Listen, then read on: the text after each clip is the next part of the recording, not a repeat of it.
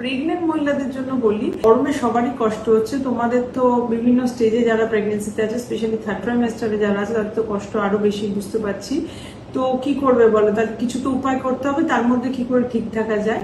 Enough hydration. গরমে যেটা মুশকিল হচ্ছে আমাদের, যে গরমে হাইড্রেশনটা বেশি দরকার, মানে বেশি জল লাগবে খেতে, কারণ রিকোয়ারমেন্টটা বেশি। এবার তোমার তেষ্টা পেলে তো ভালোই, তেষ্টা না পেলেও আমাদের বডির এই ধরো চামড়া থেকে জলের যে লসটা হচ্ছে, যাকে আমি ইনসেন্সিবল লস বলি, সেইটা একটু বেশি হবে। তো সেই জন্য সেই লসটাকে ম্যানেজ করার জন্য একটু এক্সট্রা জল খেতে হবে। দেখো 2-2.5 লিটার জল সবসময় বলি খাওয়ার জন্য ভালোই। ধরো একটু লেবু জল করে খেলে, লেবু মধু দিয়ে খেতে পারো, অল্প নুন চিনি দিয়ে খেতে পারো, সেটা তোমার ইলেকট্রোলাইট ইমব্যালেন্সের জন্য ভালো। অথবা ওআরএস এর এখন টেট্রা প্যাক পাওয়া যায়, বা ওআরএস এর প্যাকেট জলে গুলে রাখলে ওআরএস খাওয়া, ডাবের জল খাওয়া, নুন লেবুর জল, নুন চিনি দিয়ে, অল্প নুন চিনি দিয়ে যেমন ভাবে জল খায় সেটা খেতে পারো। যারা ডায়াবেটিক না তারা নিশ্চয়ই খেতে পারো। লেবু দিয়ে জল খেতে পারো, লেবু মধুর জল তো এমনিতেই হেলদি।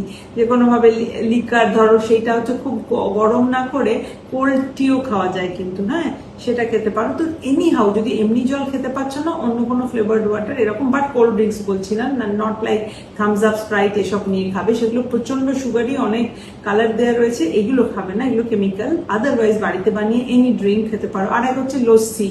দই খেতে আমি দেখবে সব পেশেন্টকে বলি যে দই খাবে, দই খাবে, দই দিয়ে লস্যি খাওয়া, ঠিক আছে? তো এই লস্যি, আর ধরো ম্যাঙ্গো আছে এখন, যারা ডায়াবেটিক নাও দইয়ের মধ্যে আম দিয়ে খেতে পারো, তাকে বলা হয় ম্যাঙ্গো লস্যি বানিয়ে খেতে পারো। তো এনি হাউ ড্রিঙ্ক তোমাকে নিতে হবে। খুব ধরো মশলাদার খাবার, মাংস, যেগুলো তোমার বডিতে আরো বেশি হিট প্রোডাকশন বাড়ায়, সেগুলো খেও না বেশি। এবার যত দেখবে সিম্পল খাবার খাবে, ফ্রুটস ভেজিটেবল খাবে, তোমার বডির হিট প্রোডাকশন যেটা, সেটা কম হলে তুমি একটু ঠিক থাকবে। সেজন্য প্রচুর ড্রিঙ্কস খাও, কিন্তু রিগার্ডিং খাবার খুব মানে হালকা খাবার খাও। মাছের ঝোল নিশ্চয়ই খেতে পারো, ভেজিটেরিয়ান যারা, পাতলা করে ডাল করো, সমস্ত মাদারের জন্য ডাল বলি। ডিম খেতে নিশ্চয়ই পারো, বাট অ্যাভয়েড করো। এখন মাংস অতিরিক্ত খেও না, বা রোজ দিন খেও না, তাতে কিন্তু গরম আরো বাড়বে।